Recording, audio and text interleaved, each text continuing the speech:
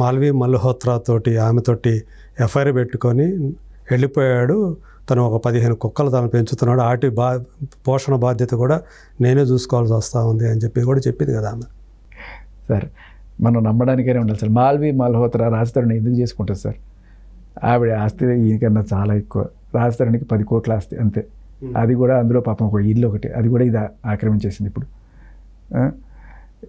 ఇంకేదో ఉంటే అది చిల్లర 5 కోట్లు ఉంటుంది.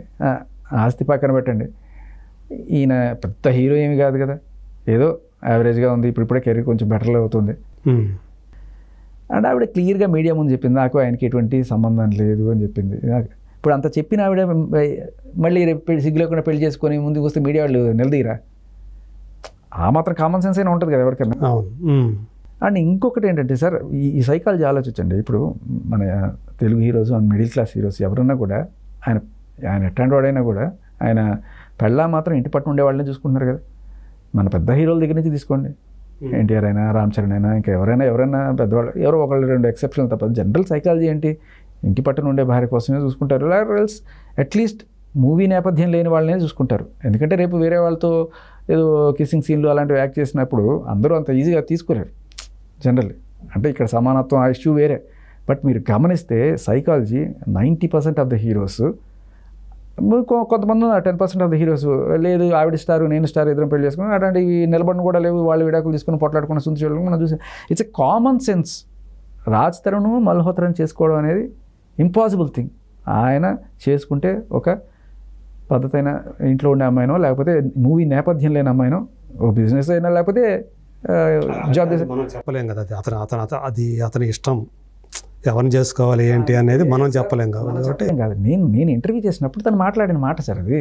రాజ్ తరుణ్ మీతో చెప్పాడా? ఓకే. ఇప్పుడు సరదాగా జోకులు కూడా వేసుకున్నాం మేము కూర్చొని మాట్లాడుకున్నప్పుడు. నేను ఏంటి పెళ్లి సంగతి ఏంటి, డ్రీమ్ బాయ్ అయిపోయేది ఇది అంటే 27కి చేసుకుంటాను ఎప్పుడో చాలా వరకు. 27 అప్పటి నుంచి అనేవాడు 27 అని. అంటే అతనికి ఏజ్ 27 లేకపోతే 2027 ఇయర్స్కి పెళ్లి చేసుకుంటానని. అంటే నువ్వు ఏ ఏజ్లో పెళ్లి చేసుకో, 27కి మాత్రం పెళ్లి చేసుకోకు, బుక్ అయిపోతావు అన్న. ఎందుకంటే 27 అంటే హిందీలో సత్తాయిసి నేను ఫుల్గా సత్తాయిస్తానన్న. నేను నోటితో ఏ మాటలను పాప నిజంగానే సతాయింపులకు గురవుతున్నాడు ఆయన. సో అలా సరదాగా ఉండేది మాకు. వీ హ్యావ్ సమ్ ఇది అనమాట. తనకి ఇలాంటి అమ్మాయిని మూవీలో ఉండే వాళ్ళని ఖచ్చితంగా చేసుకోడు. I know for that sure. అది నాకు తెలుసు అండ్ అందరికీ తెలుసు. And impossible sir. మాల్వి మల్హోత్రాని పెళ్లి చేసుకోవడం ఇంపాసిబుల్. ఆవిడతో రిలేషన్లో ఉన్నమాట కూడా పచ్చి అబద్ధం. ఓకే, పచ్చి అబద్ధం. ఊరికి ఏంటంటే ఈ డ్రగ్స్ కేసు నుంచి ఆవిడ తప్పించుకోవడానికి రాజ్ తరుణ్ ఒకవేళ కనుక, అంటే మీరు జస్ట్ ఫర్ ఇమాజిన్ ఇది ఇంటర్నల్, కేవలం మాల్వి మల్హోత్రా ఇప్పుడైతే చెప్పింది, గతంలో ఒకరిద్దరు పేర్లు కూడా చెప్పింది కదా, వాళ్ళతో కూడా ఉండేవి ఎఫ్ఐఆర్లు ఉండేవి. రాగానే జరిగే సన్మానం అదే ఈయనకి. అంతేకాదు ఈయన ఫోన్ నెంబర్లు తీసుకొని వాళ్ళ ఫోన్ నెంబర్లు, డైరెక్ట్ ఫోన్ నెంబర్లు, ప్రతి ఒక్కళ్ళ ఫోన్ నెంబర్లు తీసుకొని ఎవడు ఫ్రెండ్ అనేవాడు ఈయనకు ఉండకూడదు, ఈమెకి తెలియకుండా ప్రతి ఒక్కరికి ఫోన్ చేస్తుంది. ప్రతి ఒక్కరి ఇదే నేనైతే వాడుకున్నాడు, వాడు ఎట్లా చేశాడు కదా, చెప్పు అబద్ధాలు చెప్పకు, వీడి అంటే వీడు అట్లాంటి వాడు ఇట్లాంటి వాడు. ఈయన గురించి మాల్వికి కూడా ఇదే టైప్లో చెప్తా ఉంటుంది. మాల్వికే కదా సార్, ఈయన సినిమాలో నటించిన ప్రతి హీరోయిన్తోనూ ఇదే బిహేవియర్ అనమాట. పచ్చిగా వాళ్ళని తిట్టడము, లేకపోతే ఈయన గురించి పచ్చిగా తిట్టడం. కొంతమంది తిరగబడతారు కదా, తిరగబడినప్పుడు మాల్వి నీకు ఏంటి ప్రాబ్లము, నేను ఏమన్నా ఉన్నానా, నువ్వు ఉంటే ఉండు పోతే పో, నాకేంటి మీ ఇద్దరి మధ్యలో అంది ఆవిడ క్లియర్గా. ఆవిడ ఏమన్నా నీ రాస్తాడు నేను పీక్కుంటాను, నీ రాస్తాడు ఉంటాను ఎక్కడైనా చెప్పిందా? అదే నువ్వు చెప్తుంది ఎక్కడ క్లియర్గా. ఎందుకు నా పేరు ఎందుకు లాగుతారని కూడా చెప్పింది ఆమె. మీ ఇద్దరి మధ్యలో నా పేరు ఎందుకు లాగుతారని కూడా చెప్పింది ఆమె. కామన్ అంటే సార్ మీడియాకి ఒక ఇది కావాలి, రాజ్ తరుణ్ మాల్వి మల్హోత్రా ట్రయాంగిల్ అనేసుకోవడానికి. అంటే పోలీసులు రాజ్ తరుణ్కి నోటీసులు పంపించారంటే వాళ్ళ దగ్గర ప్రాథమిక ఆధారాలు ఉంటేనే కదా ఆమె ఏవైతే ఆరోపణలు చేసిందో. సో BNSS 45 సెక్షన్ కింద వాళ్ళు నోటీసులు ఇచ్చారు కదా, అందులో 493 అనేది ఒకటి పెట్టారు. అంటే వంచించి మోసం వంచించి తనతో గడిపి 2 సార్లు అబార్షన్ చేయించి వంచనకు గురైంది పోలీసులు సార్. ఫ్యాక్ట్స్ అన్ని దాచిపెట్టి ఇంతకుముందు ఆవిడ మీద ఉన్న కేసులు డ్రగ్స్ కేసులు సార్. అంటే ఇప్పుడు ఈ విచారణలో వాళ్ళకి ఇవన్నీ తెలియకుండా ఉండయి అంటారా? అదే కదా సార్ విచిత్రం. అంటే డ్రగ్స్ కేసుకి దీనికి సంబంధం లేదు, పక్కన. అవును, అది వేరే నువ్వు ముద్దాయి అది. కానీ ఒకటి మాత్రం ఫర్ షూర్, డ్రగ్స్ బిహేవియర్ మనం రూల్ అవుట్ చేయలేం. ఎందుకంటే నీ నేపథ్యమే అది. కాబట్టి నువ్వు డ్రగ్స్ తీసుకొని వీడిని కొట్టచ్చు, తిట్టచ్చు, చేయొచ్చు. సరే అది ఇప్పుడు వచ్చిందో ఎప్పుడు వచ్చిందో, కానీ రాజుతో నన్ను కొట్టేశాడు, తిట్టేశాడు అని ఇవి ఏమైతే చెప్తుందో అందులో సగం ఫోటోలు అక్కడ గుంటూరులో మస్తాన్ సాయితో జరిగిన గొడవలో ఆవిడికి తగిలిన ఇవన్నీ ఫోటోలు తీసుకొని సబ్మిట్ చేసినవి, అక్కడ పోలీస్ స్టేషన్లో సబ్మిట్ చేసిన ఫోటోలు. మీరు ఆ ఎఫ్ఐఆర్ తెప్పించుకుంటే దాంతోపాటు రిమాండ్ రిపోర్ట్ అవన్నీ ఉంటాయి కదా, దాంట్లో ఈ సాక్ష్యాలు పెడతారు. ఆ ఫోటోలు ఉన్నాయి. ఆ ఫోటోలు తీసుకొచ్చి ఇక్కడ వీడిని కొట్టాడని చెప్తుంది. అంటే ఒకటే ఫోటో, రేపు మీరు కొట్టారు నేను కొట్టారని కూడా చెప్పచ్చు, ఆ ఫోటో మాత్రమే కనబడుతుంది. ఈమెకి సంబంధించిన ఫోటో మాత్రమే కనిపిస్తుంది. సో అది యాక్చువల్ ఇక్కడది కాదంటారు. అది అసలు రాజ్ తరుణ్ చెయ్యెత్తే మనిషే కాదు సార్ ఏ రోజు కూడా. అది నేను చెప్పడం కాదు, ఆ అమ్మాయి వాయిస్లో ఆ అమ్మాయి అనమాట. ఏ రోజు రాజ్ తరుణ్ ఆమె చెయ్యట్లేదు. ఆ రోజు ఆ రికార్డు మాత్రం సమర్థించుకోవడానికి, ఆ రికార్డు వచ్చిన రోజు నా తలపాలు కొట్టాడని చెప్తుంది. ఓకే, అది. సో అది కూడా జరగలేదు, కానీ తప్పించుకోవడం కోసం. దానికి ఆవిడ దగ్గర ప్రూఫ్ ఏం లేదు, ఊరికే ఏదో ఒక మాట అనమాట. నన్ను ప్రవోక్ చేశాడు, నన్ను ఇది చేశాడు. అక్కడ ప్రవోక్ చేస్తే ప్రవోక్ అయ్యే మనిషి కాదు కదా, అట్లాంటి మనిషిని నేను మీకు ముందుగానే ప్రూవ్ చేశాను. ఇంకా నాలుగైదు ఉన్నాయి నాకు ప్రూవ్ చేయడానికి. అసలు మీరు ఎందుకు వీళ్ళ కేసు గురించి ఇంత ఇంట్రెస్ట్ చూపించి ఇదంతా కూడా ఎందుకు ఈ పరిశీలన అంతా చేయటం ఇదంతా కూడా? మా మెంటాలిటీ అది సార్. యాక్చువల్గా ఏంటంటే ఏదన్నా కళ్ళ ముందు కనబడుతుంది, అరే కళ్ళ ముందు కనబడుతుంది ఎందుకు చూడట్లేదురా నువ్వు, ఒరే యాంకర్ ఇది అడగరా నువ్వు అనిపిస్తూ ఉంటుంది. వాళ్ళు అడగరు, కింద కామెంట్లు పెడుతుంటారు. సరే ఆయన దీంట్లో ఉన్నాడు చావాడు, తర్వాత అయినా చూసుకుంటారు కదా, కామెంట్లు చదువుకొని అవును కదా మనం ఇది అడగాలి కదా అనుకోవాలి కదా. ఎవరు అడగట్లేదు ఏంట్రా ఇదని చెప్పి నేను అంటే ఎవరు ఏమి అడగాలని చెప్పి మీరు అనుకున్నారు? నేనా ఇంటర్వ్యూ పెట్టారు, ఇప్పుడు మాట్లాడుతుంది. నాకు మస్తాన్ సాయికి రాజ్ తరుణ్ ప్రధానంగా మీ పేరు ప్రస్తావించాడు కదండి, మీ పేరు యాక్చువల్గా మల్హోత్రా అంటున్నారు మీరు, అది కాదు మీకు మస్తాన్ సాయికి ఏదో అఫైర్ ఉందని రాజ్ తరుణ్ దూరంగా ఉంటున్నట్టు కదా అని మీడియా ఆయన అడగడం.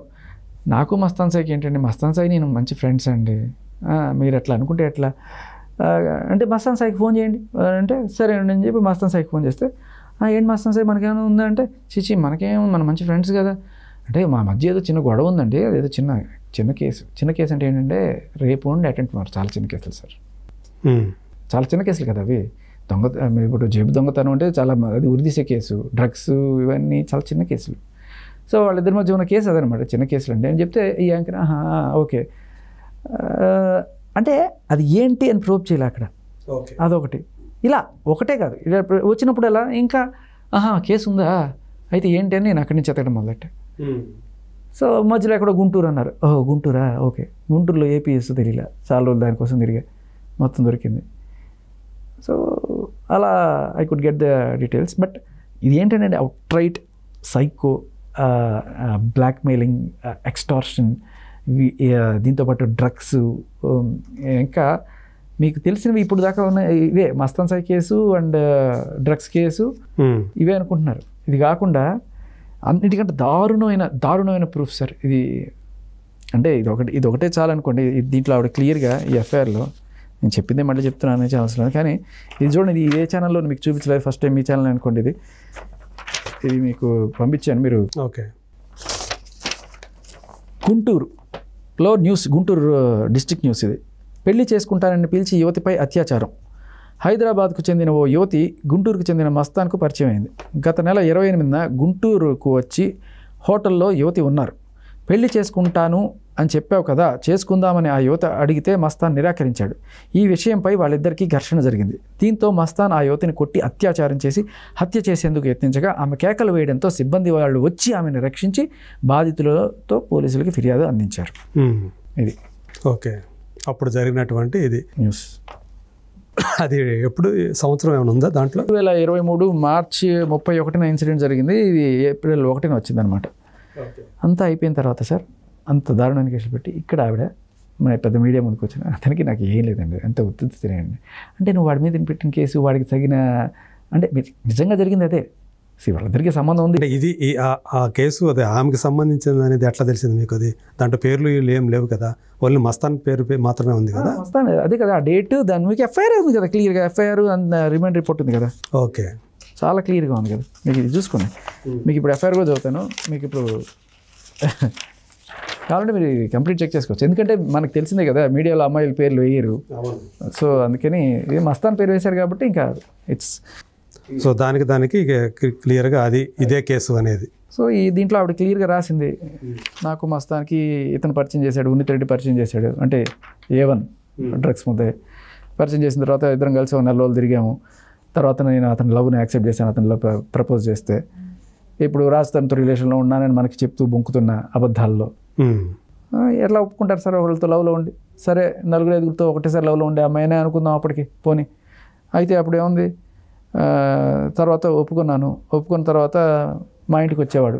మా ఇంటికంటే ఇల్లు కోకాపేటలో ఇప్పుడు ఉంటున్న ఇల్లు అదే సార్. నేను మీ కిందకి చెప్పాను, ఒక సైకో టైప్లో. అంటే రాజ్ తరుణ్ ఉండగానే అతని ముందు ఇతన్ని తెచ్చుకొని ఏం పీకుతావు నువ్వు అంటే, రాజ్ తరుణ్ ఎప్పుడూ వదిలేసుకున్నాడు. ఇట్లా ఏం పీకుతావని ఈవిడ అనుకుంటుంది, అమ్మ నన్ను వదిలిసిపోయిందిరా బాబు, ఇది దరిద్రం వదిలిపోయింది, వాడిని తగులుకుంది, రేపు వీడి కర్మ వీడు ఎట్ట పడతాడో అనుకునే సంతోషం లోపల ఉంటుంది ఎవరికైనా కూడా.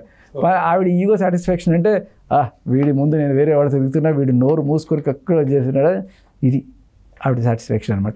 సరే ఆవిడ సాటిస్ఫాక్షన్ ఆవిడకున్నాను. బట్ బేసికలీ ఎవరైనా కూడా ఒక్కరోజు పరిచయం అయినారా దీన్ని ఎట్టా వదిలించుకోవాలని ఆలోచించే అంత దారుణమైన బిహేవియర్. సరే వదిలేండి. తర్వాత ఈవిడ మస్తాన్ సాయి పరిచయం అయ్యాడు, మా ఇంటికి తీసుకొచ్చేవాడిని. అంటే ఇందాక చెప్పిన దానికి మరొక ప్రూఫ్, మా ఇంటికి తీసుకెళ్లేదాన్ని. తర్వాత ఐల్ అడ్రస్ కూడా రాసింది, సేమ్ ఆ విల్లాని కూడా రాసింది, మళ్ళీ మీకు డౌట్ రాకుండా. ఓకే. తర్వాత అక్కడి నుంచి అప్పుడప్పుడు నేను వాళ్ళకి మస్తాన్ సాయి హైదరాబాద్లో ఒక ఇల్లు ఉంది, అక్కడికి కూడా వెళ్ళేవాడిని. అక్కడ కూడా తనతో తిరిపాడు. సరే నేను వెళ్ళాను. వెళ్తే అక్కడి నుంచి ఒక 10 రోజులు అక్కడే ఆ లాడ్జ్లోనే ఉన్నాము. పెళ్ళి 22, 23 అయిపోయి ఉంటుంది, కానీ 31వ తేదీ దాకా వాళ్ళు అక్కడే ఉన్నారు. ఇంకా ఉండేవాళ్ళేమో ఆ రోజు ఆ గొడవ జరగకపోతే. సో అంటే ఆల్మోస్ట్ 10 రోజులు 9 రోజులు అంతా బాగానే ఉన్నారు.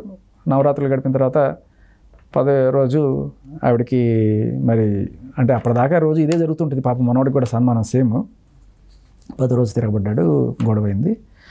సో అయితే ఇక్కడ కొన్ని ఇంట్రెస్టింగ్ అంటే ఆ అమ్మాయి రాసిన వాటిలో మనం గమనించాల్సింది ఏంటంటే, మస్తాన్ సాయి ఇంటికి నేను వెళ్ళినప్పుడు అక్కడ నాకు తెలిసింది మస్తాన్ సాయికి పెళ్ళయింది అని. అప్పుడు నేను మస్తాన్ సాయిని నిలదీశాను, నాకు ఈ విషయం ఎందుకు చెప్పలేదు, నన్ను ఎందుకు మోసం చేసావని. నీకు ఆల్రెడీ పెళ్ళయింది అని చెప్పి నువ్వు రాజ్ తరుణ్ని ఇంట్రడ్యూస్ చేశానని న్యూస్ ఛానల్లో చెప్పావు. నీకు పెళ్ళయింది అని తెలిస్తే అతనికి పెళ్ళి అవడంలో తప్పేంటి? నీకు పెళ్ళి కాలేదు, నేను మోసం చేస్తున్నాడు అనే కదా నువ్వు నిలదీసావు అతన్ని. This it self is the proof that she is not married to or she is not at all feeling that she is married. That is more important. చట్టం నమ్మిందా లేదా కాదు, ఈవిడంతటికి ఈవిడే నమ్మింది తనకి పెళ్ళి కాలేదు అని, అందుకనే అతన్ని నిలదీసింది. అతను మోసం చేశాడని ఫీల్ అవుతుంది అక్కడ. అదొకటే కాకుండా సరే ఇదైంది, తర్వాత కొట్టుకున్నారు, ఇదంతా అయింది. సో ఇది అయిపోయింది. అండ్ కామెడీ ఏంటంటే, ఇది తీసుకెళ్ళి పోలీసులకి చెప్తే, అదేంటమ్మా 9 రోజులు లాడ్జ్లో ఉండి 10 రోజులు రేపు చేసి అంటే పెడతావా పెట్టవా కేసు, పెడతావా పెట్టవా, ఇలా అంటే ఆడవాళ్ళు ఇంకా పెట్టాలి అవేవో ఉంటాయి కదా రూల్స్, ఇంకా ఆ రకంగా ఏదో పెట్టారు మొత్తానికి. అంటే కరెక్ట్ తమాషాగా గమనించండి సార్, యాదృచ్ఛికం విధి విచిత్రం.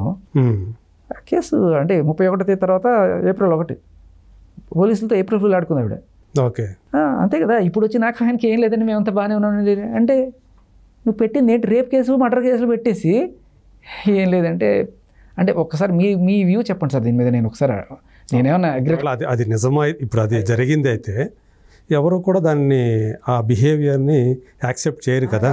ఏమనుకుంటారు, మనల్ని ఇంత ముద్దుగా వాడు ఫూల్ చేసిందని ఫీల్ అవుతారు కదా. ఏం చేస్తారు అప్పుడు మీరే పట్టాపురం ఎస్ఐ ఈ కేసు షాక్ అవుతారు కదా, షాక్ అయ్యి వదిలేస్తారా? టైంని తప్పుదోవ పట్టించడం ఇవన్నీ కదా, దీనికి ఏమి శిక్ష ఉండదా సార్? నాకు డౌట్.